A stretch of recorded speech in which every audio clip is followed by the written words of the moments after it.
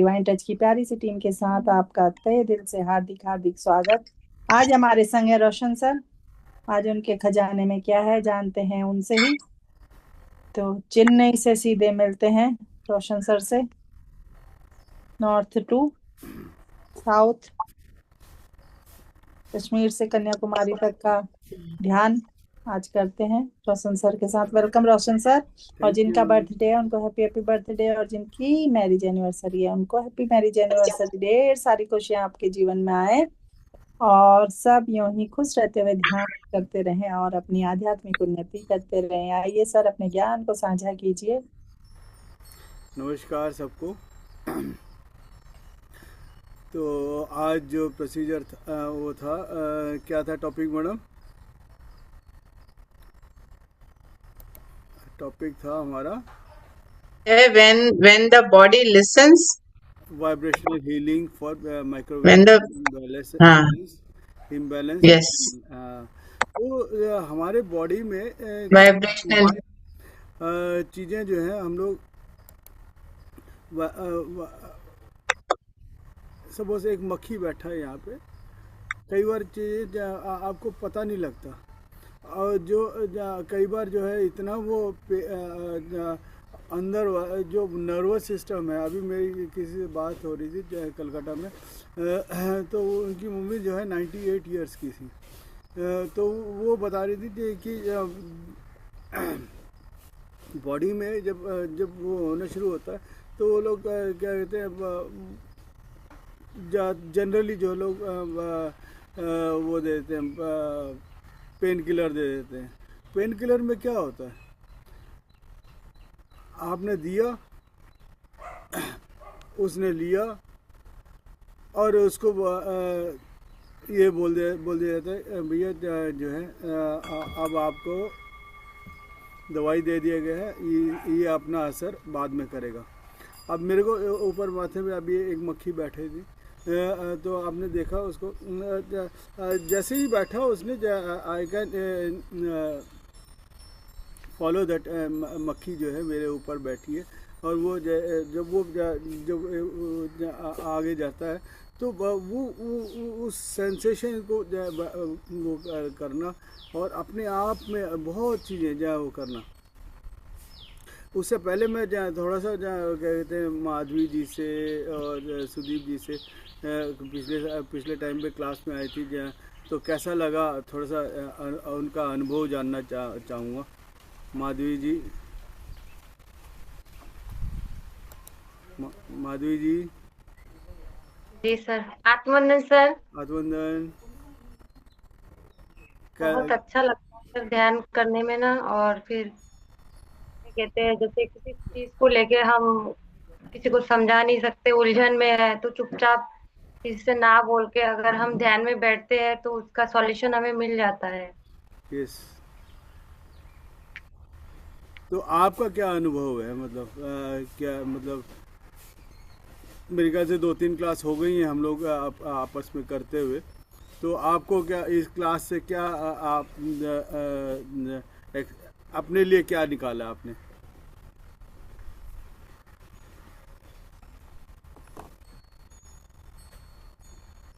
मेरी आवाज़ सुनाई दे रहा है?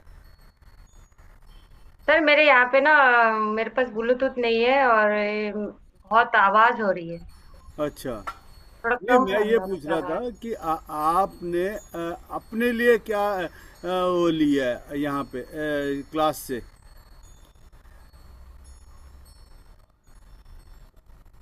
मुझे बहुत कुछ मिला है क्लास से, जैसे कि जीने का सही तरीका कैसे जिया जाता है, और आध्यात्मिक में रह के अगर हम भौतिक दुनिया के चीजों को अगर हम पहचानते हैं, उनके साथ मिलते हैं, तो उनसे मिलजुल के रहने के लिए हमें बहुत अच्छा मार्ग मिलता है।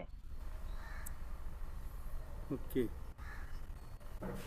और और कुछ? सर ध्यान करने से ना कोई बीमारी तो रहता ही नहीं है, उसमें भी सब कुछ अच्छा ही रहता आपको एक चीज़ बताऊँ मैं? है। बहुत अच्छा अनुभव है।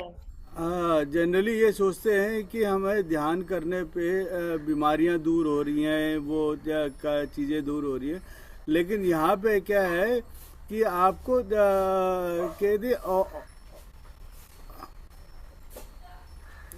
और चीज़ों से आपको वो निकाल तो रहा है, लेकिन और चीज़ों को जैसे 8 से 10 साल पहले बाद में क्या होना है, उस चीज़ को और निकटतम आपको जवानी में ही वो दे देता है।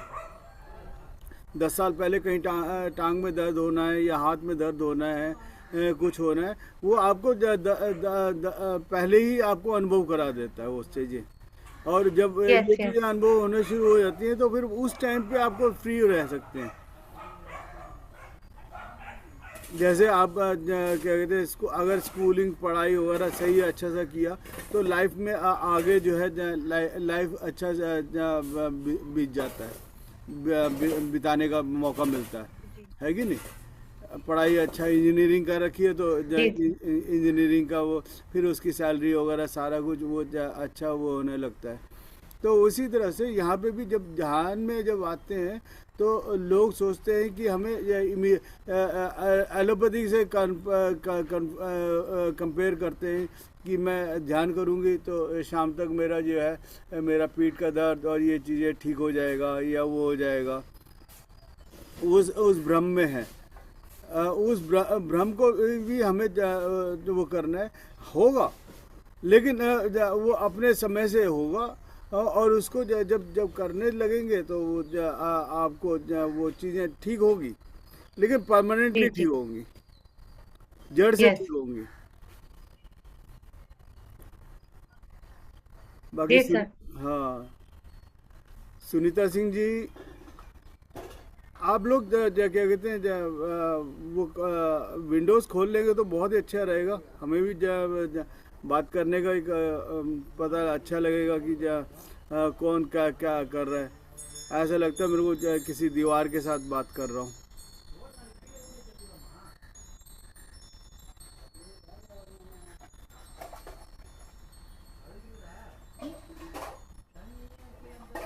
कुछ चीज़ लेना है तो कुछ चीज़ें मतलब इतना आप मतलब वो नहीं है कि मतलब ओके। तो मास्टर्स अपनी अपनी विंडो ओपन कर लीजिए अगर हो सके तो। तो बात करने के लिए एटलीस्ट।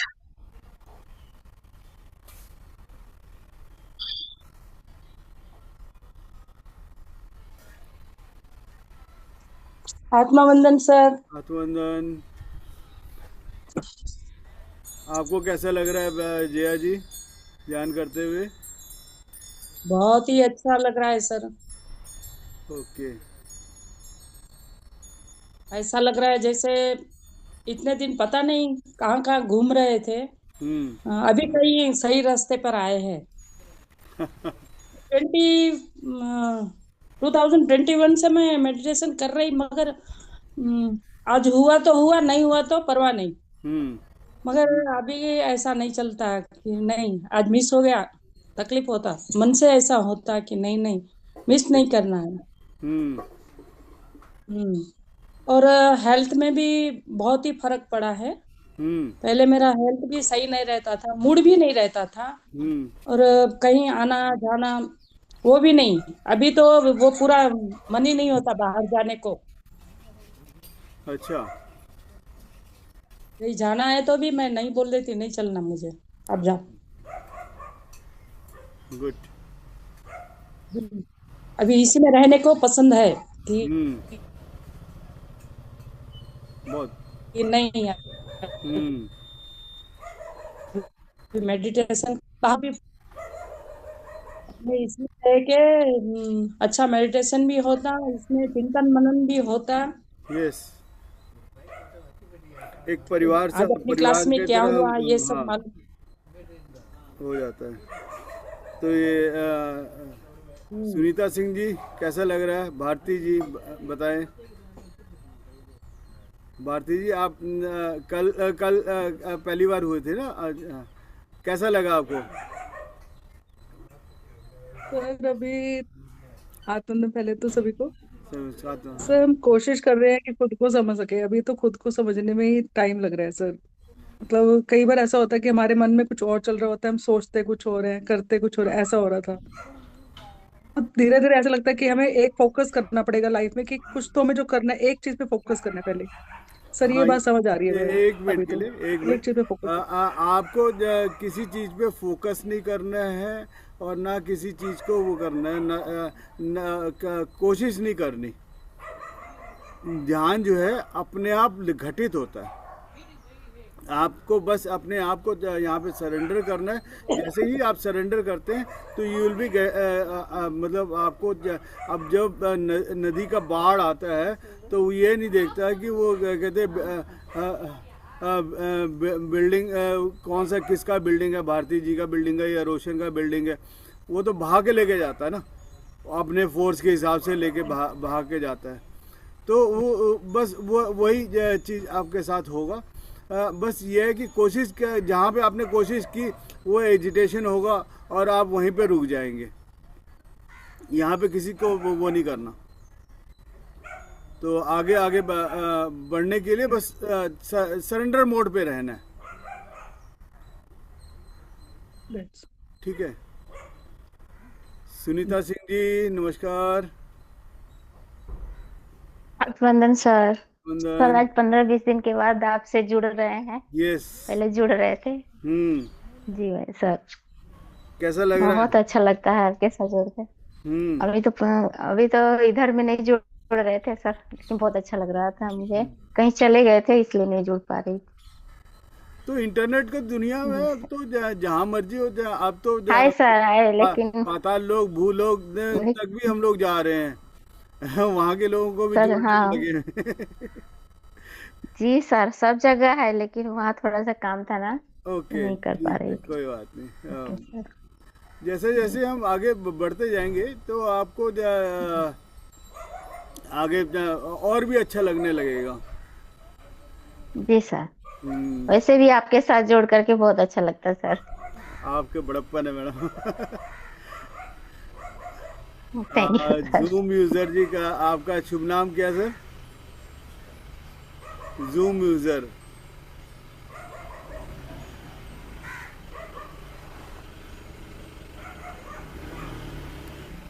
सज्जन जी आप कोट वाले जो हैं क्या? Zoom user.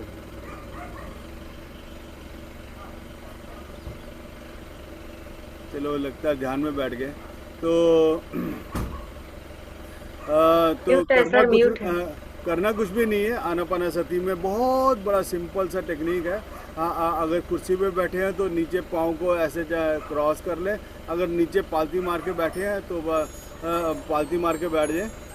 हाथों को उंगलियों में उंगलियां डालकर गोद में रख लें। अपने चश्मा उतार दें, चश्मे का कोई काम नहीं है हमारे पास। और जब भीतर जाते हैं तो हमारे बहुत भीतर की दुनिया में चश्मे की ज़रूरत ही नहीं है, और अपार जो चाहे आपको वो सब चीज़ें आपको मिलने लगता है। बस आपका जैसे माँ के पास जाके जब बोलते हैं माँ भूख लगी है, बस एक चीज़ बोलते हैं ना, बस वही चीज़ है। आप एक बार इंटेंट डालें और सब कुछ बार बार बोलने की ज़रूरत भी नहीं है। वो केवल आंखें बंद करना है, अपने श्वासों के साथ बैठना है। अंदर जाती हुई एक्सक्यूज श्वास। मी सर। हाँ सर मुझे आपसे पर्सनल बात करनी है, तो मैं कब करूं? हाँ, जब मर्जी कर लीजिए, हम लोग क्लास के बाद कर सकते हैं। नहीं आज तो नहीं होगा, आज थोड़ा एक सत्संग में जा रहे। हाँ कभी भी कर सकते हो ना? हाँ कर लीजिए। अगर कोई क्लास नहीं हो तो मैं बाद में कर लूँगा, नहीं है तो फिर बाद में कॉल कर दूँगा। कल परसों करेंगे। ठीक है।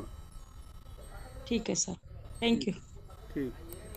तो अपने श्वासों के साथ श्वास को केवल महसूस करना है। अंदर जाती हुई श्वास और बाहर आती श्वास को।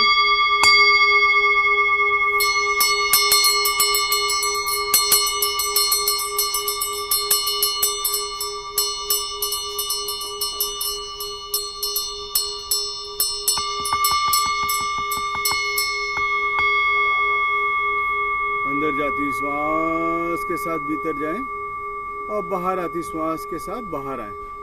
ना कोई शोर, ना कोई विचार, बस अपने श्वासों को, आती श्वास और जाती श्वास को केवल महसूस करना है। किसी तरह का भी कोई जबरदस्ती नहीं करना। न श्रम न परिश्रम, किसी तरह का कुछ भी नहीं। जस्ट सिंपली आपने आपने बैठना है और आंखें बंद करना है सहज रूप से, किसी तरह का श्रम नहीं। बस अपने आप को बस सरेंडर मोड पे रख दें बस।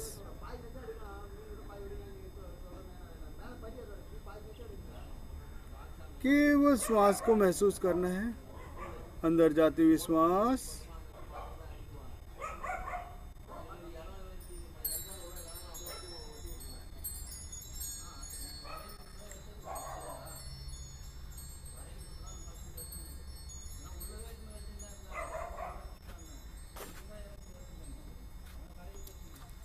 साथ के साथ डीएनए रिपेयरिंग भी कर रहे हैं।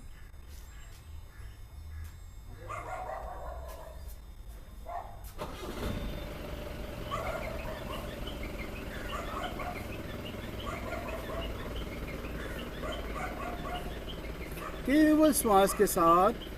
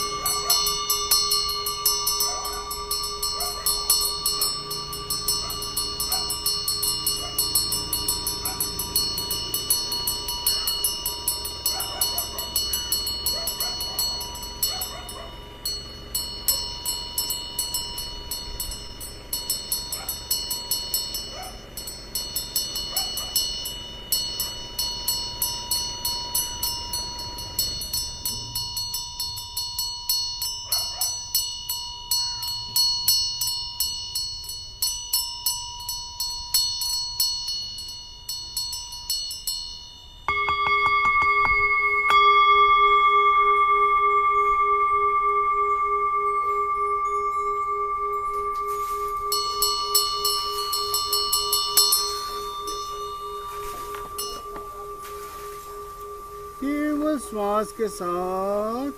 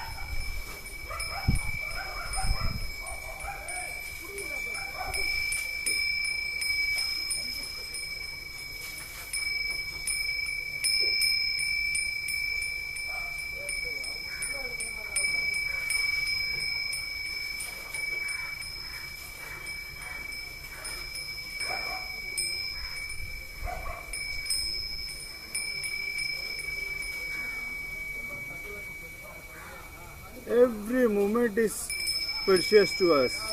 हर लम्हा जो है हमारे लिए बहुत ही लाभदायक है।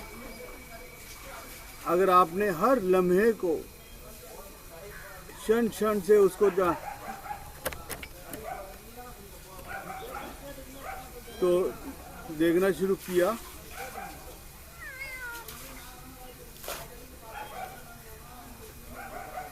केवल श्वास के साथ एक एक लम्हे को आप देखते रहें, महसूस करते रहें, फील करते रहें।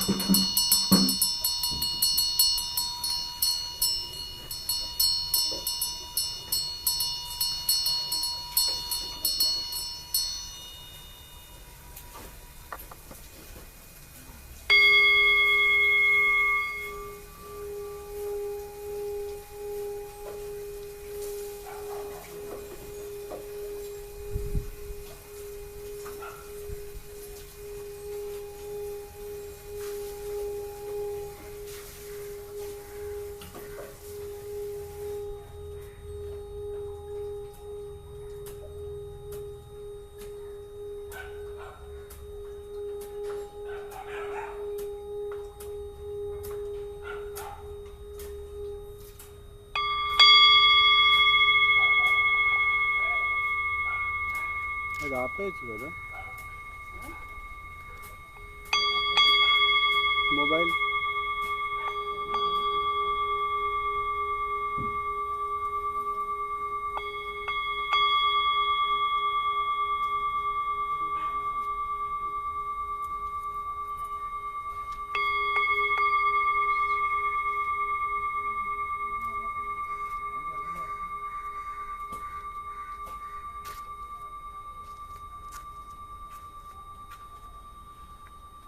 केवल श्वास के साथ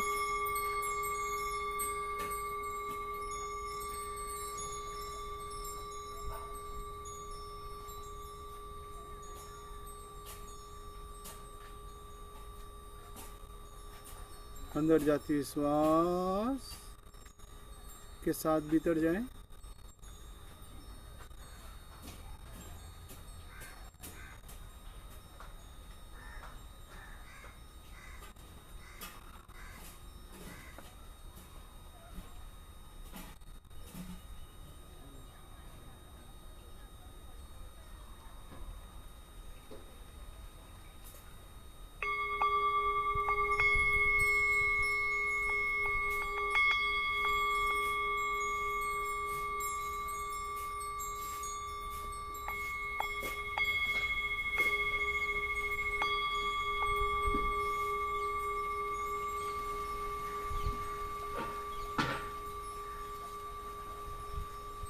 Observe the silence within you.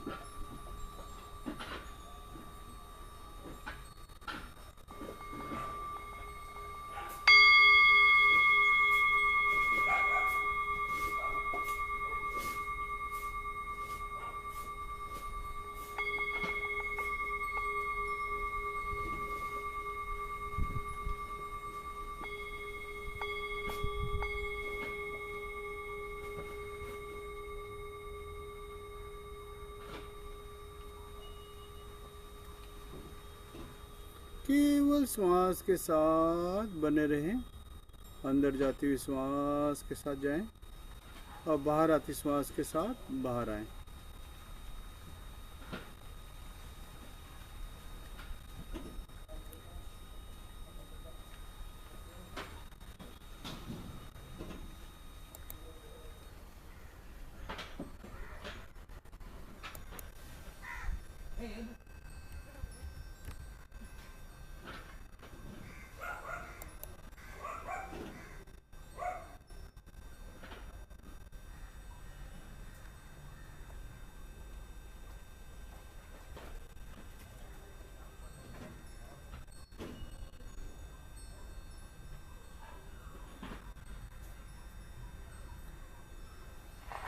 बिल्कुल अंदर श्वासों के बीच में जब हम जाते हैं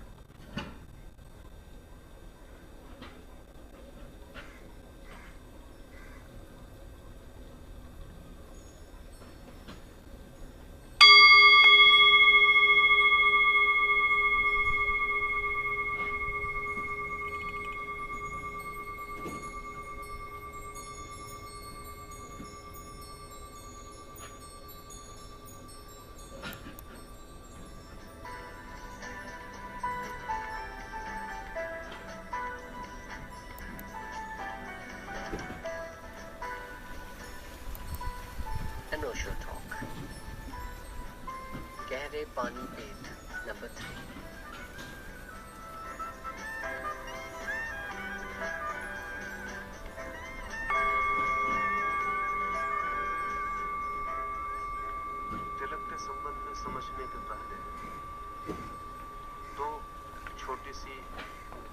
आपसे कहूं, फिर आसान हो सकेगा। दो ऐतिहासिक तथ्य। 1888 में दक्षिण के एक छोटे से परिवार में एक व्यक्ति पैदा हुआ।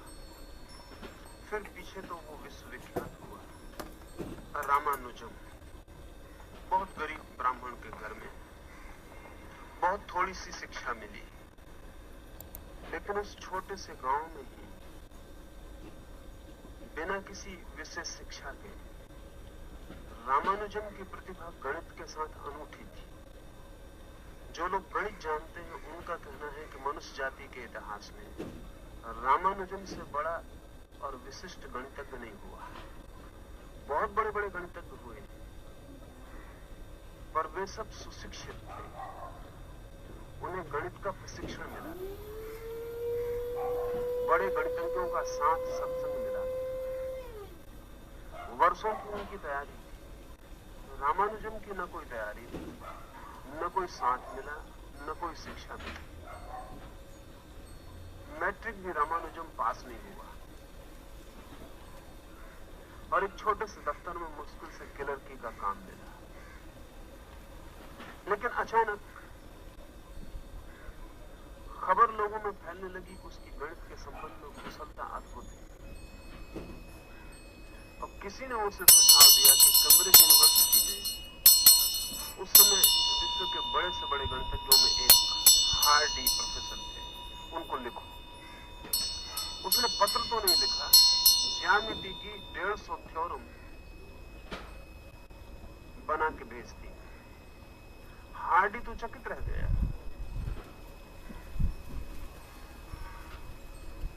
उतनी कम उम्र के व्यक्ति से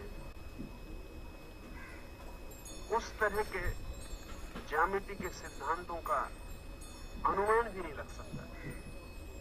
उसने तत्काल रामानुजम को यूरोप भेजा, और जब रामानुजम कैम्ब्रिज पहुंचा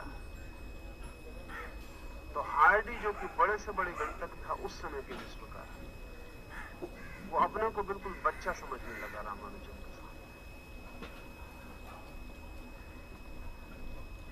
रामानुजम की क्षमता ऐसी थी जिसका मस्तिष्क से संबंध नहीं मालूम पड़ता है। अगर आपसे कोई गणित करने को कहा जाए तो समय लगेगा। बुद्धि ऐसा कोई भी काम नहीं कर सकती जिसमें समय ना लगे।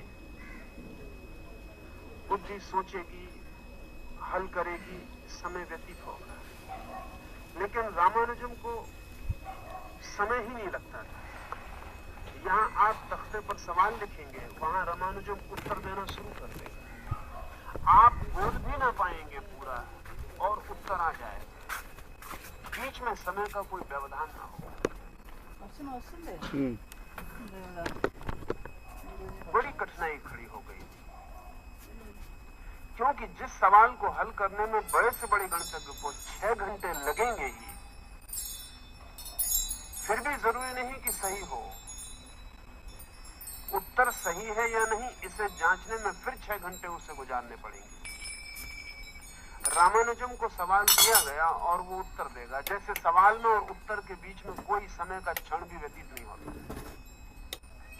इससे एक बात तो सिद्ध हो गई थी कि रामानुजम बुद्धि के माध्यम से उत्तर नहीं दे रहा है। बुद्धि बहुत बड़ी थी भी नहीं उसके पास, मैट्रिक में वो फेल हुआ था।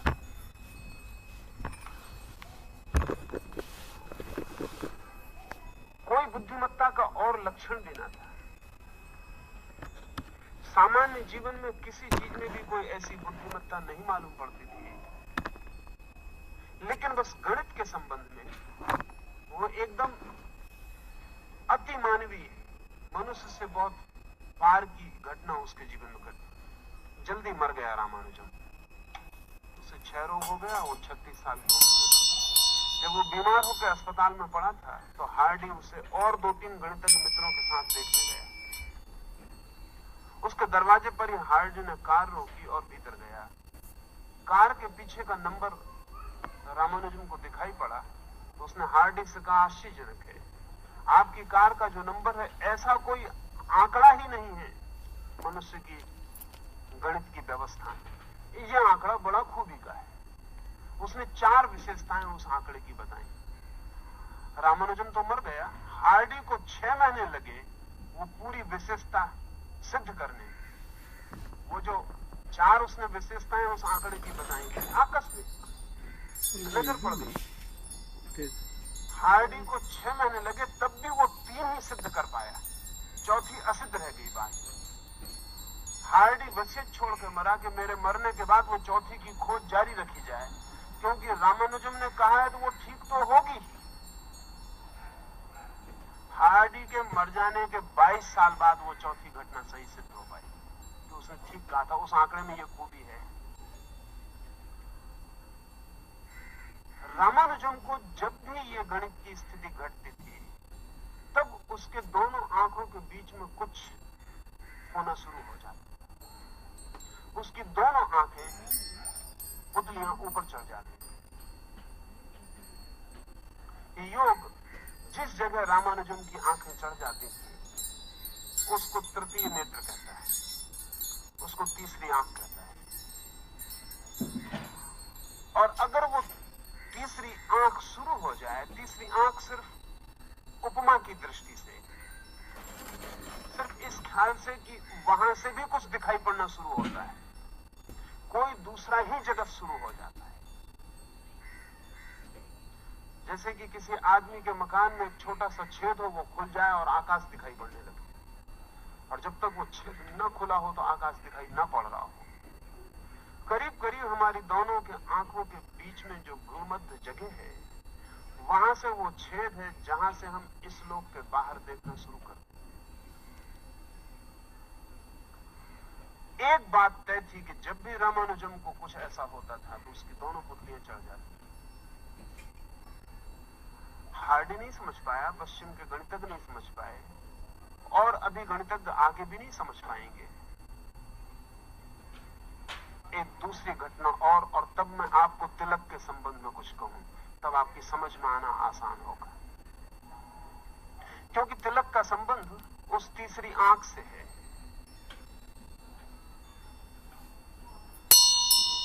1945 में एक आदमी मरा अमेरिका में, एडगर कायसी। 40 साल पहले 1905 में वो बीमार पड़ा और बेहोश हो गया और 3 दिन कोमा में पड़ा रहा। चिकित्सकों ने आशा छोड़ दी और चिकित्सकों ने कहा कि हमें इसे कोमा के बाहर, बेहोशी के बाहर लाने का कोई उपाय नहीं सूझता, और बेहोशी इतनी गहन है कि अब ये शायद ही वापस लौट सके। तीसरे दिन सारी आशा छोड़ दी गई, सब दवाइयां, सब इलाज कर लिए गए, लेकिन होश का कोई लक्षण नहीं था।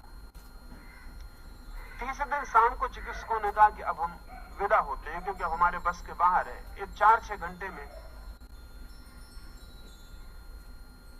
युवक मर जाएगा, और अगर बच गया तो सदा के लिए पागल हो जाएगा, जो कि मरने से भी बुरा सिद्ध होगा, क्योंकि इतनी देर में इसके मस्तिष्क के जो सूक्ष्म तंतु हैं वो विसर्जित हो रहे हैं, डिसइंटीग्रेट हो रहे हैं। अचानक चिकित्सक हैरान हुए, वो जो बेहोश कायसी पड़ा था बोला। वो बेहोश था 3 दिन से, वो बोला जैसे कि कोई गहरी नींद से अचानक बोल उठे। हैरानी और ज्यादा हो गई क्योंकि उसका कोमा जारी था, उसका शरीर अभी भी पूरी तरह कोमा में था। उसके हाथ में आप छुरी भी भोंक दे तो पता नहीं चलती, लेकिन वाणी आ गई और कायसी ने कहा कि शीघ्रता करो, मैं एक वृक्ष से गिर पड़ा था और मेरी रीढ़ में पीछे चोट लग गई है, और उसी चोट के कारण मैं बेहोश हूं, और अगर 6 घंटे मुझे ठीक नहीं किया गया तो बीमारी का जहर मेरे मस्तिष्क तक पहुंच जाएगा, फिर मेरा जिंदा बचने का कोई अर्थ नहीं। और इस नाम की जड़ी बूटियां ले आओ और उनको इस तरह से तैयार करके मुझे पिला दो, मैं 12 घंटे के भीतर ठीक हो जाऊंगा। और कायसी फिर बेहोश हो गया। जो नाम उसने लिए थे जड़ी बूटियों के, आशा भी नहीं हो सकती थी कि कायसी को उनका पता हो, क्योंकि वो कोई चिकित्सा से उसका कभी कोई संबंध नहीं।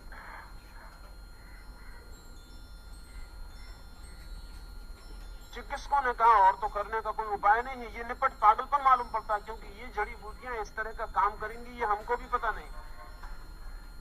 लेकिन जब कोई उपाय ना हो तो हर्ज कुछ भी नहीं, वे जड़ी बूटियां खोजी गई। जैसा बताया था कायसी ने वैसा बना के उसे दिया गया। 12 घंटे में वो होश में आ गए और बिल्कुल ठीक हो गए। और होश में आके वो ना बता सका कि उसने ऐसी कोई बात कही थी, या ये दवाइयों के नाम भी ना पहचान सका। वो जो जड़ी बूटियां उसने कही कि मैं इनके नाम भी पहचानता हूं, उसने कहा ये हो ही कैसे सकता है, मुझे तो कुछ पता नहीं। और तब एक बहुत अनूठी घटना की शुरुआत हुई। फिर तो कायसी इसमें कुशल हो गया और उसने अमेरिका में 30,000 लोगों को अपने पूरे जीवन में ठीक किया। और जो भी निदान उसने किया वो सदा ठीक निकला, और जो मरीज उससे निदान लिया वो सदा ठीक हुआ, निरपवाद रूप से। लेकिन कायसी खुद भी नहीं समझा सकता था कि उसे होता क्या है। इतना ही कह सकता था कि जब भी मैं आंख बंद करता हूं कोई निदान खोजने के लिए, मेरी दोनों आंखें ऊपर चढ़ जाती। मुझे ऐसा लगता है कि कोई मेरी पुतलियों को ऊपर खींचे जा रहा है, और फिर मेरी दोनों आंखें भ्रू मध्य में ठहर जाती हैं, और तब मैं इस लोक को भूल जाता हूं। फिर मुझे पता नहीं क्या होता है, इसे मैं भूलता हूं, इसका मुझे पता है। दूसरा क्या होता है उसका मुझे कोई पता नहीं। लेकिन जब तक मैं इसको नहीं भूल जाता तब तक वो जो निदान मैं देता हूं वो नहीं आता है। निदान उसने ऐसे ऐसे दिए कि एक दो निदान सोच लेने जैसे। रथशाइल्ड अमेरिका का एक बहुत बड़ा करोड़पति अरबपति परिवार, उसकी एक महिला बीमार थी और कोई इलाज नहीं बचा था, सब इलाज हो गए। फिर कायसी के पास उसको लाया। तो कायसी ने एक दवा का नाम दिया अपनी बेहोशी में। हमारी तरफ से हम कहेंगे बेहोशी, जो जानते हैं उनकी तरफ से तो वो हमसे बड़े होश में, जो जानते हैं उनके लिहाज से तो हम बेहोश हैं। सच तो यह है कि जब तक तीसरी आंख तक ज्ञान न पहुंचे तब तक बेहोशी जारी रहती है। पर हमारी तरफ से कायसी ने आंख बंद की, वो बेहोश हुआ और उसने एक दवा का नाम बताया। रथशाइल्ड तो अरबपति परिवार था, सारी अमेरिका में खोजबीन के लिए वो दवा कहीं मिली नहीं। कोई ये भी ना बता सका कि इस तरह की कोई दवा है भी। फिर सारी दुनिया के अखबारों में विज्ञापन दिया गया कि कहीं से भी इस नाम की दवा। कोई 20 दिन बाद स्वीडन से एक आदमी ने जवाब दिया कि इस नाम की दवा है नहीं। 20 साल पहले मेरे पिता ने इस नाम की दवा पेटेंट करवाई थी, लेकिन फिर कभी बनाई नहीं। वो सिर्फ पेटेंट है, कभी बाजार में आई नहीं। दवा भी हमारे पास नहीं, पिता मर चुके हैं और वो कभी प्रयोग सफल हुआ नहीं। सिर्फ फार्मूला हमारे पास है, वो हम पहुंचा देते। वो फार्मूला पहुंचाया गया, वो दवा बनी और वो स्त्री ठीक हो गई। लेकिन वो दवा कहीं थी नहीं दुनिया के बाजार में जिसका कायसी को पता हो सके।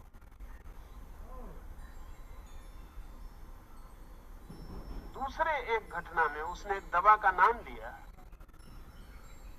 बहुत खोजबीन के लिए वो दवा नहीं मिल सकी। साल भर बाद अखबारों में उस दवा का विज्ञापन निकला। वो दवा उस वक्त बन रही थी किसी प्रयोगशाला में जब उसने कहा था, तब तक उसका नाम भी तय नहीं हुआ। पर जो नाम उसने साल भर पहले दिया था उस नाम की दवा साल भर बाद बाहर आई और उसी दवा से वो मरीज ठीक हुआ। और कई बार तो उसने दवाएं बताई जो खोजी नहीं जा सकी और मरीज मर गए। वो भी कहता था मैं कुछ कर नहीं सकता, मेरे हाथ की बात नहीं। मुझे पता नहीं कि जब मैं बेहोश होता हूं तब कौन बोलता है, कौन देखता है, मुझे कुछ पता नहीं। मुझमें और उस व्यक्तित्व में कोई भी संबंध नहीं। पर एक बात तय थी कि कायसी जब भी बोलता तब उसकी दोनों आंखें चढ़ती होती। आप भी जब गहरी नींद में सोते थे तो आपकी दोनों आंखें जितनी गहरी नींद होती है उतनी ऊपर चली जाती है। अब अभी तो बहुत से मनोवैज्ञानिक नींद पर बहुत से प्रयोग कर रहे हैं। तो आपकी आंख की पुतली कितने ऊपर गई है इससे तय किया जाता है कि आप कितनी गहरी नींद में। जितनी आंख की पुतली नीचे होती है उतनी गतिमान होती है, ज्यादा मूवमेंट होता है। और आंख की पुतली में जितनी गति होती है उतनी तेजी से आप सपना देख रहे होते हैं। यह सब सिद्ध हो चुका है वैज्ञानिक परीक्षणों से।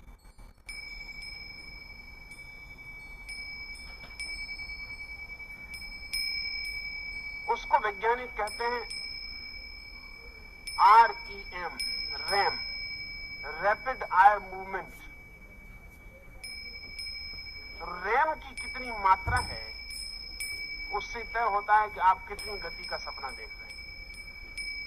और आंख की पुतली जितनी नीचे होती है रैम की मात्रा उतनी ही ज्यादा होती है। जितनी ऊपर चढ़ने लगती है रैम, वो जो आंख की तीव्र गति है पुतलियों की वो कम होने लगती है। और जब बिल्कुल फिर हो जाती है आंख, वहां जाके जहां की दोनों आंखें मध्य में देखती है ऐसी प्रतीत होती है, वहां जाके रैम बिल्कुल ही बंद हो जाता है। बिल्कुल पुतली में कोई तरह की गति नहीं रह जाती। वो जो अगति है पुतली की वही गहन से गहन निद्रा है। योग कहता है कि गहरी सुसुप्ति में हम वहीं पहुंच जाते हैं जहां समाधि है। फर्क इतना ही होता है कि सुसुप्ति में हमें पता नहीं होता, समाधि में हमें पता होता है। गहरी सुसुप्ति में आंख जहां ठहरती है वहीं गहरी समाधि में भी ठहरती है। ये दोनों घटनाएं मैंने आपसे कही ये इंगित करने को कि आपकी दोनों आंखों के बीच में एक बिंदु है जहां से ये संसार नीचे छूट जाता है और दूसरा संसार शुरू होता है।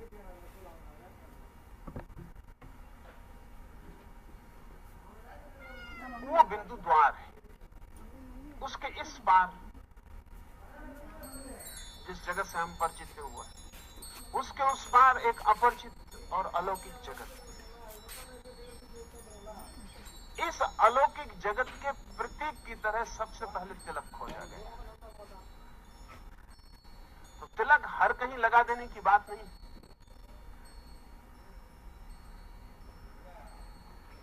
वो तो जो व्यक्ति हाथ रख के आपका बिंदु खोज सकता है वही आपको बता सकता है कि तिलक कहां लगाना।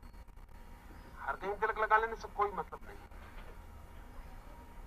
कोई प्रयोजन नहीं। फिर प्रत्येक व्यक्ति का बिंदु भी एक ही जगह नहीं होता।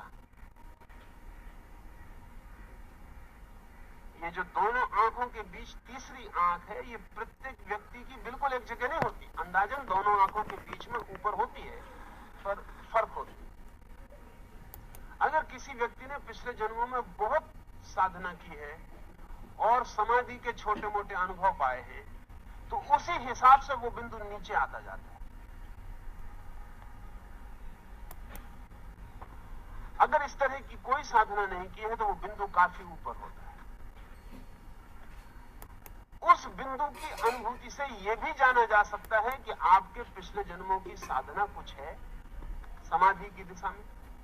आपने तीसरी आंख से कभी दुनिया को देखा है?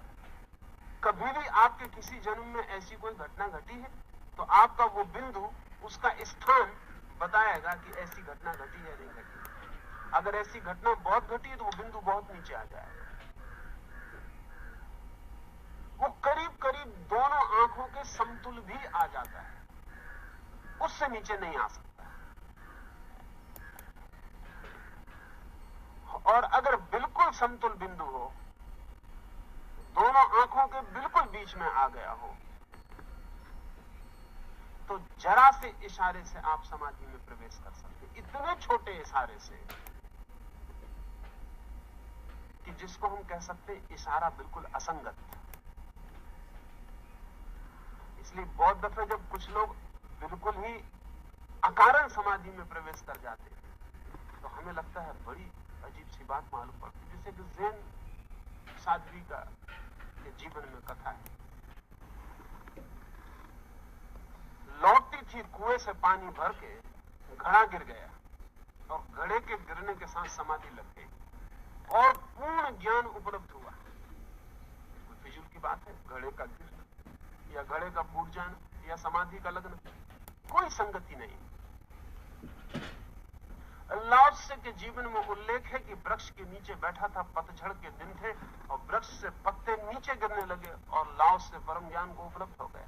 अब वृक्ष से गिरते हुए पत्थर का कोई भी तो संबंध नहीं, कोई भी संबंध नहीं। लेकिन यह घटना तब घट सकती है जबकि पिछले जन्मों में यात्रा इतनी हो चुकी हो कि वो तीसरा बिंदु दोनों आंखों के बिल्कुल बीच में आ गया हो, तब ये घटना घट सकती है। क्योंकि शायद आखिरी तिनके की जरूरत है और तराजू बैठ जाए। आखिरी तिनका कोई भी चीज बन सकती है। तो पुराने दिनों में जब भी दीक्षा दी जाती है, और दीक्षा वही दे सकता है जो आपकी समस्त जन्मों की सार संपदा क्या है उसे समझ पाता हो, अन्यथा नहीं दे सकता। अन्यथा देने का कोई मतलब नहीं, क्योंकि जहां तक आप पहुंच गए हैं उसके आगे यात्रा करनी है। तो वो जो तिलक है अगर ठीक ठीक लगाया जाए तो वो कई अर्थों का सूचक था। वो सारे अर्थ समझने पड़ेंगे। पहला तो वो इस बात का सूचक था कि जब एक बार गुरु ने बता दिया कि तिलक यहां लगाना है, ठीक जगह, और आपको भी जब उस ठीक जगह का अनुभव होने लगा, क्योंकि तिलक लगाने का पहला प्रयोजन यही है। आपने कभी ख्याल न किया होगा, अगर आप आंख बंद करके भी बैठ जाएं और कोई व्यक्ति आपकी बंद आंख में भी आपकी दोनों आंखों के बीच में सिर के पास उंगली को कर ले, तो बंद आंख में भी आपको हो जाएगा कि कोई आंख की तरफ उंगली किए हुए।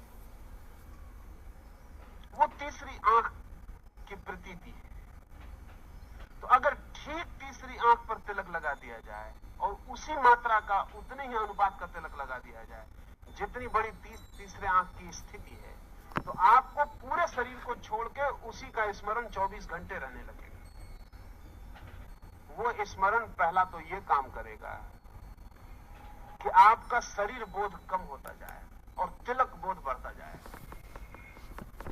एक क्षण ऐसा आ जाता है जबकि पूरे शरीर में सिर्फ तिलक ही स्मरण रह जाता है, बाकी सारा शरीर भूल जाता है। और जिस दिन ऐसा हो जाए उसी दिन आप उस आंख को खोलने में समर्थ हो सकते हैं। तो तिलक के साथ जुड़ी हुई साधनाएं थी कि पूरे शरीर को भूल जाओ, सिर्फ तिलक मात्र की जगह याद रह जाए। उसका अर्थ यह हुआ कि सारी चेतना सिकुड़कर फोकस्ड हो जाए तीसरी आंख पर। और तीसरी आंख के खोलने की जो कुंजी है वो फोकस्ड कॉन्शियसनेस है। उस पर चेतना पूरी की पूरी इकट्ठी हो जाए, सारे शरीर से सिकुड़ के उस छोटे से स्थान पर लग जाए, बस उसकी मौजूदगी से काम हो जाएगा। जैसे कि हम सूरज की किरणों को एक छोटे से लेंस के द्वारा एक कागज पे गिरा दें, इकट्ठी हो गई किरणें आग पैदा कर देंगी। वही किरणें सिर्फ धूप पैदा कर रही थी, उनसे आग पैदा नहीं होती।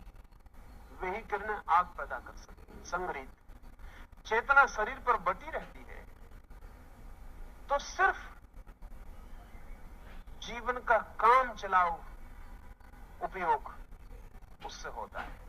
चेतना अगर तीसरे नेत्र के पास पूरी इकट्ठी हो जाए तो वो जो तीसरे नेत्र में बाधा है, वो जो द्वार है, जो बंदपन है, वो टूट जाता है, जल जाता है, राख हो जाता है, और हम उस आकाश को देखने में समर्थ हो जाते हैं जो हमारे ऊपर फैला है। तो तिलक का पहला उपयोग तो यह था कि आपको ठीक ठीक जगह बता दी जाए शरीर में कि 24 घंटे इस जगह का स्मरण रखना है, सब तरफ से चेतना को सिकोड़ के इस जगह ले आना। एक और दूसरा यह था प्रयोग कि गुरु को रोज रोज देखने की जरूरत ना पड़े, रोज आपके माथे पे हाथ रखने की भी जरूरत ना पड़े, क्योंकि जैसे जैसे वो बिंदु नीचे सरकेगा वैसे वैसे आपको एहसास होगा और आपके तिलक को भी नीचे होते जाना है। आप रोज तिलक लगाते वक्त ठीक वहीं तिलक लगाना है जहां वो बिंदु आपको एहसास होता है। 1000 शिष्य पीछे एक गुरु के। वो शिष्य आता है, झुकता है, तभी वो देख लेता है कि तिलक कहाँ है। इसकी बात करने की जरूरत नहीं रह जाती। वो देख लेता है कि तिलक नीचे सरक रहा है, नहीं सरक रहा है, तिलक उसी जगह है कि तिलक में कोई अंतर पड़ रहा है। वो कोट दिन में 2-4 दफे शिष्य आएगा और वो देख पाएगा कि तिलक, रोज सुबह शिष्य उसके चरण छूने आएगा, वो देख पाएगा कि वो तिलक गतिमान है, वो आगे गति कर रहा है, रुका हुआ है, ठहरा हुआ है। और किसी दिन वो शिष्य के माथे पर हाथ रख के पुनः देख पाएगा। अगर शिष्य को पता नहीं चल रहा है हटने का, तो उसका मतलब है कि चेतना पूरी की पूरी इकट्ठी नहीं की जा रही। अगर वो तिलक गलत जगह लगाए हुए है और बिंदु दूसरी जगह है, तो उसका मतलब है कि उसकी कॉन्शियसनेस, उसकी रिमेम्बरिंग, उसकी स्मृति ठीक बिंदु को नहीं पकड़ पा रही, तो वो भी उसे पता चलता है। जैसे जैसे ये तिलक नीचे आता जाएगा, वैसे वैसे प्रयोग बदलने पड़ेंगे साधना के। ये करीब करीब वैसा ही काम करेगा जैसा कि अस्पताल में डॉक्टर मरीज के पास लटका हुआ चार्ट काम करता है। वो नर्स आके देख के चार्ट पर लिख जाती, कितना है ताप, कितना है ब्लड प्रेशर, क्या है क्या नहीं है। तो डॉक्टर को आके देखने की जरूरत नहीं होती, वो चार्ट पे एक क्षण नजर डाल लेता है, बात पूरी हो जाती। पर इससे भी अद्भुत था ये प्रयोग कि माथे पर पूरा का पूरा इंगित लगा था, ये सब तरह की खबर देता। और अगर ये ठीक ठीक इस पर प्रयोग किया जाता तो गुरु को पूछने की कभी जरूरत ना पड़ती कि क्या हो रहा है, क्या नहीं हो रहा है। वो जानता है कि क्या हो रहा है और क्या सहायता पहुंचानी है, तो वो भी जानता है। क्या प्रयोग बदलना है, कौन सी विधि रूपांतरित करनी है, वो भी जानता है। एक तो साधना की दृष्टि से तिलक का ऐसा मूल्य था। दूसरा, जो हमारी तीसरी आंख का बिंदु है, वो हमारे संकल्प का भी बिंदु है। उसको योग में आज्ञा चक्र कहते हैं। आज्ञा चक्र इसीलिए कहते हैं कि हमारे जीवन में जो कुछ भी अनुशासन है, वो उसी चक्र से पैदा होता है। हमारे जीवन में जो भी व्यवस्था है, जो भी ऑर्डर है, जो भी संगति, वो उसी बिंदु से पैदा होता है। इसे ऐसा समझे, हम सबके शरीर में सेक्स का सेंटर है। सेक्स से समझना आसान पड़ जाएगा क्योंकि वो हम सबका परिचित है। ये आज्ञा का चक्र तो हम सबका परिचित नहीं है। हमारे जीवन की सारी वासना और कामना सेक्स के चक्र से पैदा होती है। केवल श्वास के साथ बने रहें। अंदर जाती श्वास और बाहर आती श्वास को आखिरी 5 मिनट।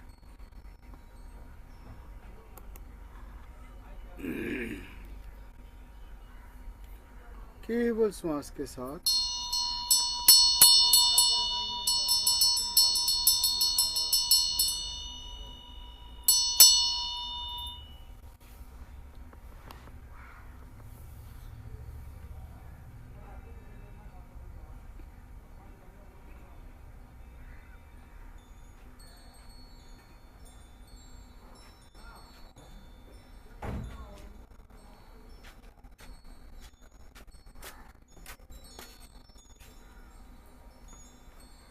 last 2 minutes.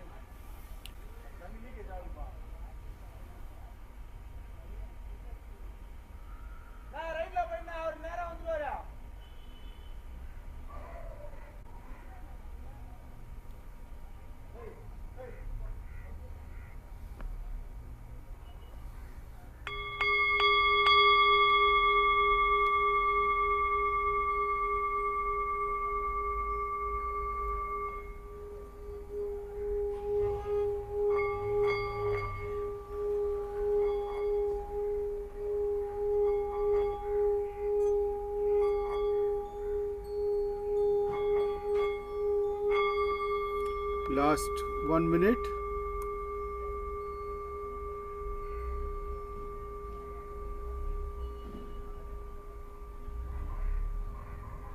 अंदर जाती हुई श्वास के साथ भीतर जाएं और बाहर आएं।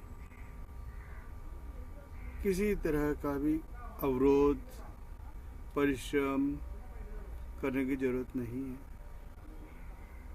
You are on the right track.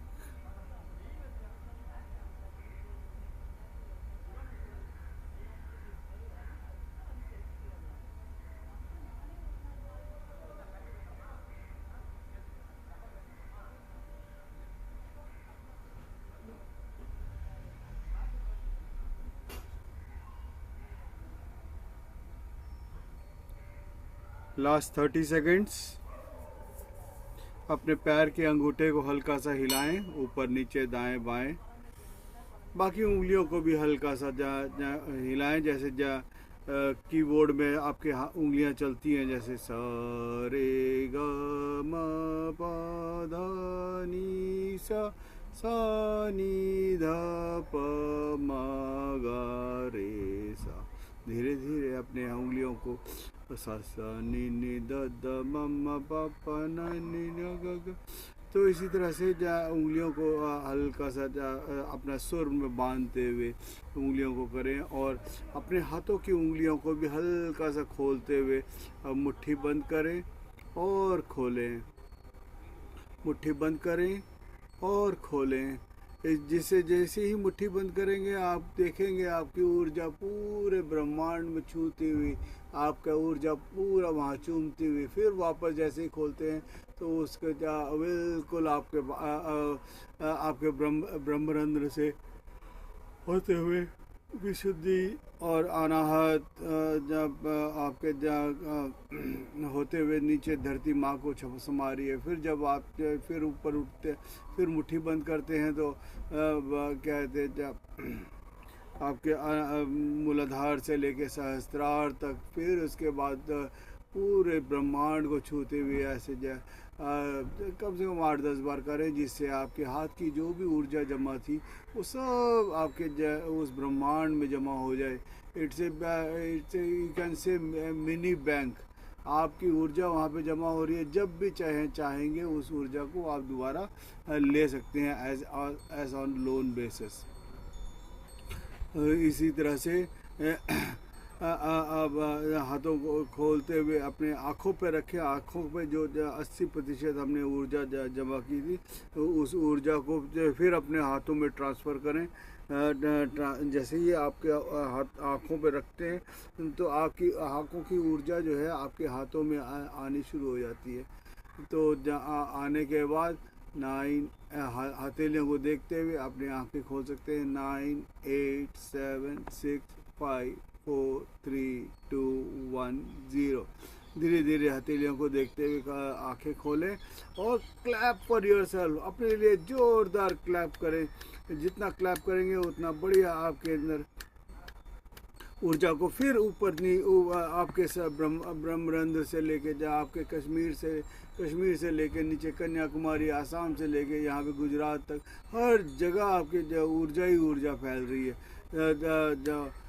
तालियां बजाएं, जोर से तालियां बजाते जाएं और अपने दाएं हाथ से बाएं कंधे को अप्रिशिएट करें, बाएं हाथ से दाएं कंधे को अप्रिशिएट करें और देखें और ज़ोरदार जप्पी पाते हुए अपने आप को प्यार करें। आई लव यू 2-3 बार कहें और अपनों को अपने माँ बाप को हर एक को प्यार करें।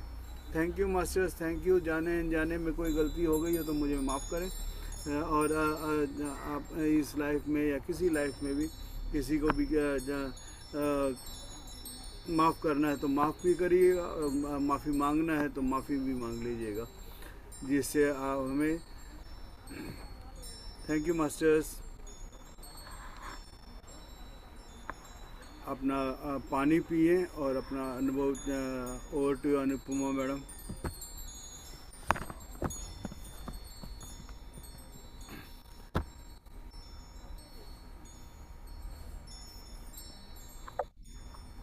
Thank you so much, Roshan sir.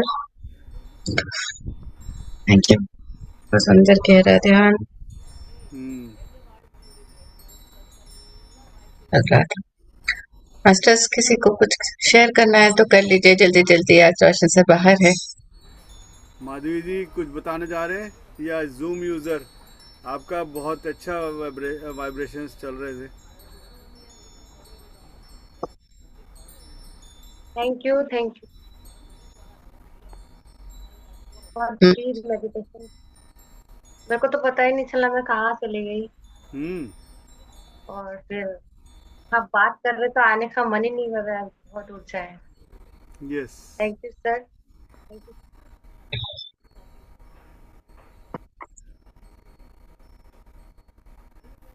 Thank you madam. आपने हेलो अपने आत्मवंदन सर। आत्मवंदन बताइए। हाँ, आज तो मेडिटेशन करते करते ऐसे मुंह खुला तो खुला ही रह गया था। अच्छा। हाँ, मतलब वो गर्दन ऐसे पीछे और मुंह ऐसा वो ओपन ही हो गया, और फिर वो बंद ही नहीं हो रहा था, फिर थोड़ी देर बाद अपने आप बंद हो गया। हम्म। हम्म। बहुत बढ़िया। ये आज डिफरेंट हुआ मेरे साथ, कभी ऐसा होता नहीं था, बट ये फर्स्ट टाइम ऐसा हो। बहुत चीजें ऐसे ऐसे होंगे, लेकिन किसी चीज को रोकना नहीं है। जो हो रहा है उसको होने दें। देखो नहीं नहीं, मैंने रोका ही नहीं। उसका भी एक अलग अलग मजा है।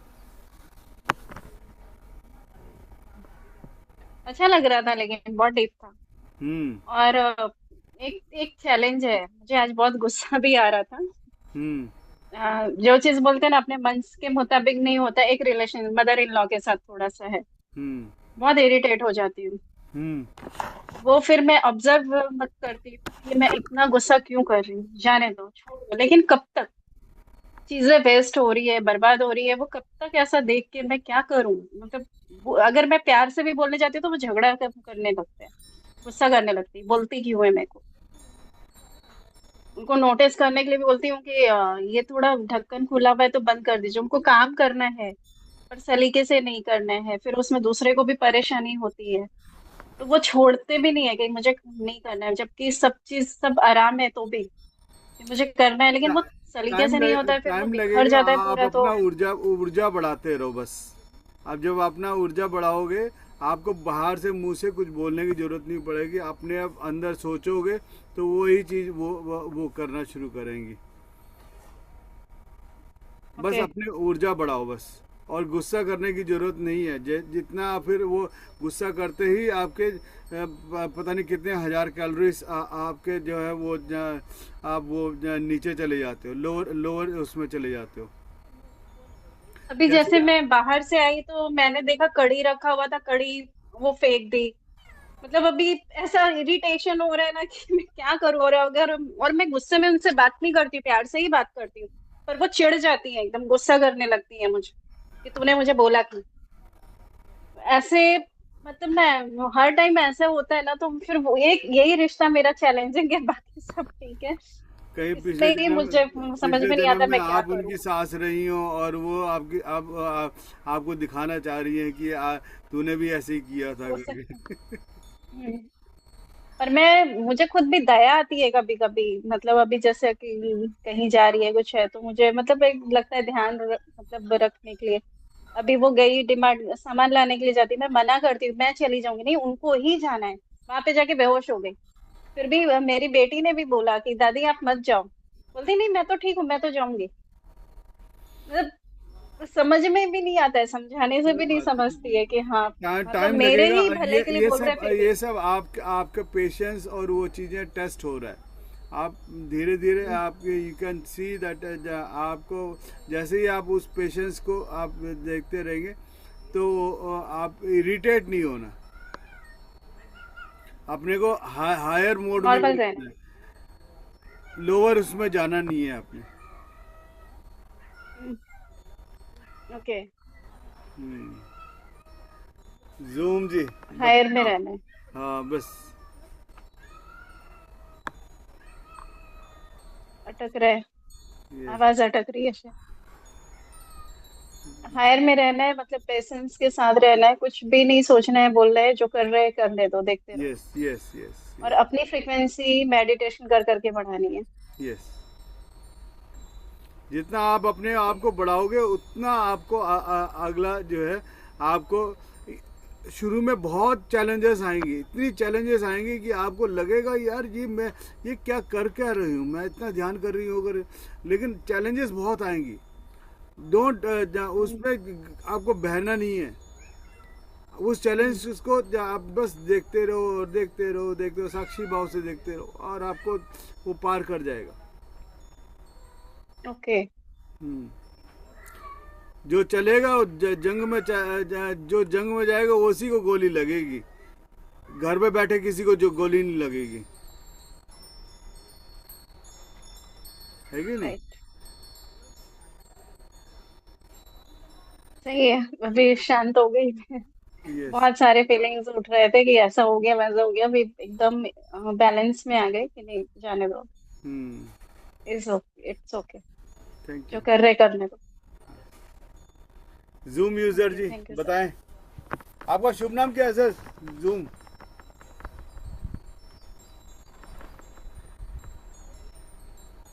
आत्मबंधन आत्मबंधन कुछ पहले जुड़ा हुआ था, मेरा दोस्त और मैं ध्यान कर रहे थे। हाँ, तो मोबाइल चेंज करेगा बोल के दूसरा मोबाइल में आ गया मैं। Okay okay. तो सुनील जी ने मेरे को आपका नंबर दिया था, मैं आपसे पहले बात भी कर चुका हूँ।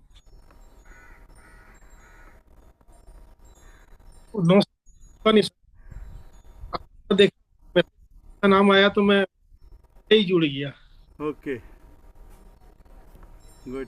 सर आपने 8 दिन से बोला था, जो अनंत उनके बारे में बताया था मैंने, जिधर उड़ रहा उधर चले जाओ, घूमते घूमते घूमते घूमते कोई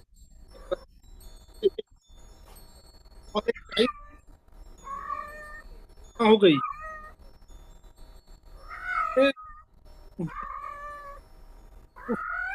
आपकी आवाज कट रही है, आवाज कट रही है। भी आ रही होगी सर? हाँ हाँ। और जब यहाँ पे ऊर्जा जमा हो जाता है जब धुन के साथ में, तो जब यहाँ पे डीप चला जाता हूँ तो ऐसा लगता है कि मतलब ये मतलब मतलब ये सफिशिएंट है, और वहां से मन भटकना चालू हो जाता है, इधर उधर का दिमाग लगाना चालू हो जाता है, मैं उससे डीप नहीं जा पा रहा हूँ। और आज जो आपने मतलब जो ओशो जी का प्रवचन जो मतलब सुनाया, ये पहले भी मैं सुन चुका हूँ, लेकिन ये थर्ड आई जो है, ये आंखें जो है अपने आप, जैसे भी ध्यान करते समय पहले बीच में उठती थी तो 80% ऊर्जा चले जाएगी बोल के मैं डर जाता था, तो आंखें बंद कर लेता था। लेकिन अभी कहीं पे भी कोई साधक से मिलूं या कोई ध्यानी है या मंदिर के पास में चले जाऊं या कहीं पॉजिटिव हो, तो ये आंखें ऑटोमेटिक ऐसे उड़ जाती है। 2 मिनट 3 मिनट 1 मिनट 1.5 मिनट तक होके ऐसे फड़फड़ाने लगती है और ये आंखें यहाँ पे आ जाती है। बाकी थोड़ा हल्का हल्का पेन होता है, फिर अपने आप आंख बंद हो जाती है। तो क्या हो रहा है क्या नहीं हो रहा है, ये 1.5-2 साल से हो रहा है सर, लेकिन मैं कहीं किसी से गाइडलाइन नहीं ले रहा हूँ, कोई लाइन में नहीं जुड़ रहा हूँ, गुमराह हो रहा हूँ सर। मैं यहाँ पे गुमराह होने की जरूरत नहीं है, बस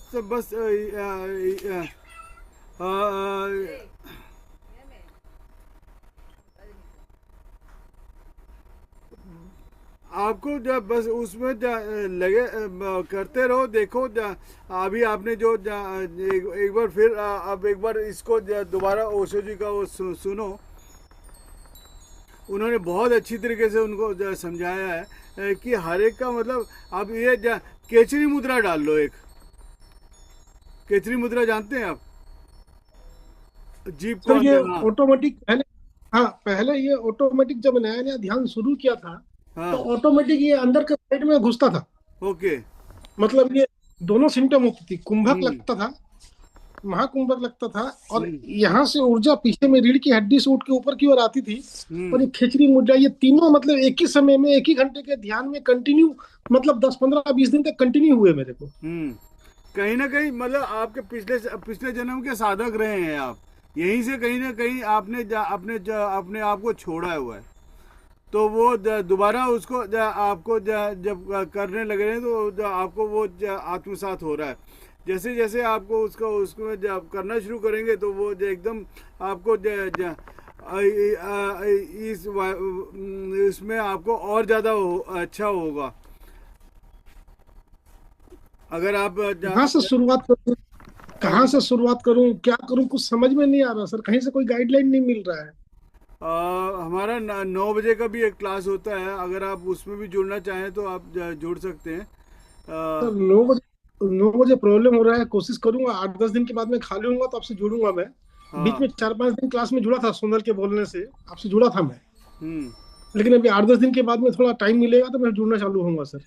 हाँ तो देखो इसमें कोई बड़ा रॉकेट साइंस नहीं है। जितना आप बैठ के साधना करेंगे उतना उतना आप आगे बढ़ेंगे। इसमें कोई मतलब हेमलता जी के पास कोई ऐसा खजाना नहीं है, ना मेरे पास ऐसा खजाना। जो चीज़ है लिमिटेड है, उसको आप जितना अपने अंदर बैठ के साधना करेंगे, आप ही को वो करना है। कोई ऐसा कोई वो नहीं है कि मार्केट में जा गए 100 रुपये का ये मिल गया या 500 रुपये का मिल गया या 1000 रुपये का मिल गया, ऐसा कुछ भी नहीं है। जस्ट यू हैव टू, मिला है उस चीज़ को आपने बस साधना करके ही आगे बढ़ाना है। जितना साधना करेंगे वो आए, इसीलिए हैं हम यहाँ पे। अब उस फिर वो 99 के चक्कर में लग गए तो फिर जब इस जन्म में भी छूट जाएगा आपका, अगले जन्म में फिर ना अनुपमा मिलेंगी, ना हेमलता मिलेंगी, ना मैं मिलूँगा। अब इस जन्म में आपको मिले हैं तो आप उसको आत्मसात का 99 के चक्कर छोड़ दो। सर एक प्रोसेस हुआ था, 4-5 दिन पहले आपसे जुड़ा हुआ था मैं। उस दिन आप वो अनंतनाथ की धुन बजा रहे थे, जो मैं मेरे दोस्त के साथ में था। हाँ। आपने बताया था। तो 3 दिन पहले क्या हुआ है, नीचे से मतलब एक हवा गुब्बारे जैसे उठ रहा है, मोटी सी हवा उठ रही है ध्यान में बैठे बैठे। जब मैं थोड़ा डीप चला गया हूँ, वो उठ रही है, विशुद्धि केंद्र तक आ रही है। विशुद्धि में विशुद्धि केंद्र तक मैं डर जा रहा हूँ कि क्या निकला है ये, मेरा सांस मतलब रुक गया है, मैं मर जाऊंगा करके डर लगा मेरे को। मैं अपने आप को मतलब होश में ले आया, मतलब आंख नहीं खोला, मैं ध्यान में ही हूँ लेकिन सजग अवस्था में आ गया। और मैं उसको मतलब फील कर रहा हूँ कि मतलब मैं मर जाता तो कैसा होता बोल के, ऐसा एक मन में डर आया। फिर मैं बोला ध्यान में तो कुछ होता नहीं, ध्यान तो कर ही रहा हूँ। लेकिन नेक्स्ट डे फिर मैं वही प्रोसेस फिर हुआ मेरे को, सुबह के टाइम में। फिर मैं वही गलत तक आया, मैं रुक गया, मेरा सांस रुक रहा है बोल के मैं वापस मतलब अवेयरनेस में आ गया। फिर दोपहर के समय में ध्यान कर रहा था, और दोपहर नहीं शाम का समय था सर, ये 3 दिन पहले की बात है, परसों या नरसों की बात है। तो नीचे से हवा मतलब ऊर्जा उठा, यहाँ से हवा से उठा, यहाँ पे आने के बाद में यहाँ से यहाँ हुआ, और ये छाती में जितनी भी नसें हैं, ये मतलब जैसे हाथ धक धक करता है वैसे खुल खुल के ऐसा खुल रहा है, ऐसा फीलिंग्स हुआ। जब फीलिंग्स हुआ मैं उसको एक्सेप्ट कर लिया। एक्सेप्ट करने से वो यहाँ पे रुक गई, यहाँ पे आधा यहाँ पे चढ़ गया, आधा यहाँ पे फैल गया। तो मैं उसको देख रहा हूँ, मैं अपनी श्वासों को महसूस कर रहा हूँ, लेकिन मेरी श्वास मेरे को मालूम नहीं चल रही है। मेरे को खाली वो धड़कन जो है, मतलब यहाँ से जो वैन माने जो है ऐसा ऐसा खुल रहा है, ऐसा लग रहा है गला में दबा हुआ है, यहाँ पे गया हुआ है। जैसे अपने ये हाथ कहीं पे रख दे लोहे के ऊपर में, तो अपना ये ब्लड सर्कुलेशन बंद होने से हाथ में झुंझुनी मारता है, अपन छूने से सेंसेशन मालूम नहीं चलता। वैसे सांस में भी सेंसेशन नहीं आ रहे थे। तो मेरी लड़की ने आके पापा उठो बोल के मेरे को उठा दिया, तो मैं वहां से उठ गया। उठने के बाद में फिर ध्यान में जाने की कोशिश किया, नहीं हो पाया। मैं मार्केट चला गया। 1-1.5 घंटे तक मेरे को श्वास का पता नहीं चल रहा था। मतलब ये वाइब्रेशन और ये जो प्रोसेस जो है यहाँ पे हो ही रहा था मेरे को। और अगले दिन सुबह तक भी 5-10% वो प्रोसेस था। उसके बाद में वो प्रोसेस नहीं हो रहा है। अभी ध्यान कर रहा था आपके साथ में, ऐसा लग रहा है 5 ही मिनट हुआ, अभी तो आपने ध्यान शुरू किया और अभी कैसे आप आंख खुलवा दिए बोल के। तो उसमें प्रोसेस हुआ हल्का सा, लेकिन वो खुल के ऊपर की ओर उठ गया। वो क्या था सर वो? देखो इसमें एनालिसिस कुछ भी नहीं है। एनालिसिस करोगे तो फिर वो जब वो प्रोसीजर रुक जाएगा। फिर डोंट एनालाइज, फिर दोबारा होगा वो जी। आप जो है ओवर एनालिसिस कर रहे हैं। आपको एनालिसिस करने की जरूरत नहीं। जो हो रहा है साक्षी भाव से देखते रहो क्या हो रहा है। Just be A Spectator. जैसे जैसे आप उसको देखना शुरू करें, आत्मसात होना शुरू हो गया ना, तो अपने आप आपके अंदर एक ऊर्जा अपने आप घटित होगा। घटने दो, जो घट रहे घटने दो। आप जब एनालिसिस करना शुरू करोगे तो फिर वो वहां पे आपको रुक जाएगा। जी सर, ऐसे ही घटने दो। कहाँ रहते हैं आप? जी मैं उड़ीसा से हूँ सर। उड़ीसा से, ओके। तो एक दो बार वहाँ पे समुद्र में जाके एक बार नहा के आइए। और समुद्र 400 किलोमीटर है सर, जाके नहा के भी आ गया, फिर जाके नहा के भी आ गया, वहां पे बैठ के ध्यान भी कर लिया पुरी में जाके ओके, के बीच में बैठ के। तो नहीं तो घर पे ही मतलब थोड़ा सा एक इप्सम सॉल्ट करके आता है एक मार्केट में। जी हाँ तो मेडिकल शॉप में जाएंगे, इप्सम सॉल्ट करके उसको एक मग्गे में डाल करके घोल लीजिए, फिर उसको पूरे बॉडी में मल दीजिएगा। पूरा मल के आराम से वहीं पे बाथरूम में ही बैठ जाएगा 5-10 मिनट। आपको लगेगा कि आप और मतलब कहाँ आपको और ज़्यादा अच्छा लगेगा। मतलब 5-10 मिनट बैठने के बाद फिर अपने नॉर्मल तरीके से नहाइएगा, तो उससे काफ़ी आपको और क्लैरिटी आएगा और आगे बढ़ने में फ़ायदा लगेगा। जी सर, ले आऊंगा उसको, कर लूंगा उसको भी। करिएगा। आत्मबंधन सर। आत्मबंधन। भारती जी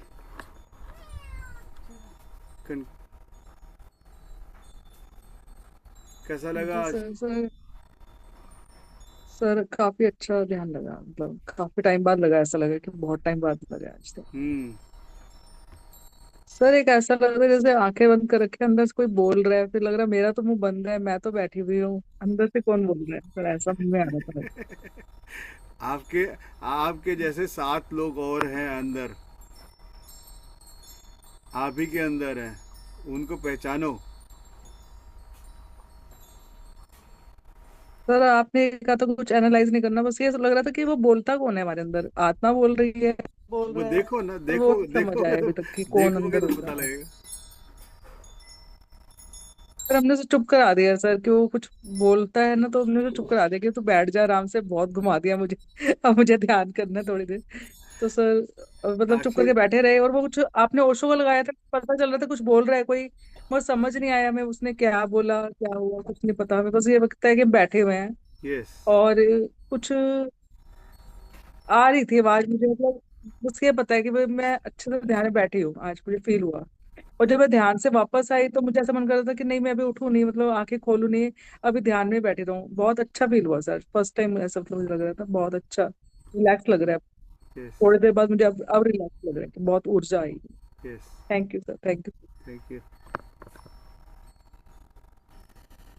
बस वही चीज़ है, जो चीज़ आपको अच्छा लग रहा है उसको आत्मसात करते हुए आप धीरे धीरे आगे बढ़ते जाएं। जो थोड़ी सी कस्तूरी की तरह मिलता है, मृग ढूंढता रहता है कि यार कस्तूरी कहाँ पे है, कस्तूरी कहाँ पे है, जबकि उसके अंदर ही है।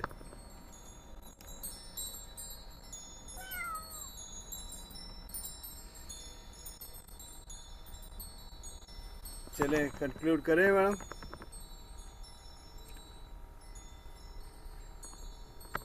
हाँ Roshan sir, thank you so much. Thank you. और आज का सच में बहुत गहरा ध्यान, सुंदर ध्यान, यस, इतनी सारी अच्छी अच्छी शेयरिंग के साथ थैंक यू सभी का, जिन्होंने भी आज पार्टिसिपेट किया जूम पर, यूट्यूब पर। थैंक यू आप सबका। सर ये कल कल पे जूम पे रोज होता है यहाँ पे 12 बजे से। बहुत गहरा ध्यान लगा सर आज। आप तो टीवी पर भी आ गए हैं। बाहर बारिश होने लगी थी, मैंने फिर अंदर आ गया, मैंने कहा टीवी के अंदर घुस जाओ। हाँ यहाँ भी होने वाली है बारिश। बहुत ठंडा है आज यहाँ पर। Yes, thank you so much सभी का। Thank you master. आ जाइए, खाना बन रहा है इधर। क्या बनाए मैडम? अरे अरे क्या बनाए माधवी जी? फूल गोभी और आलू मटर, और एक सीम नाम का कोई सब्जी आता है हमारे यहाँ पे, उसको बना रही हूँ। वो जो मतलब लंबा सा होता है ऐसे, सेम।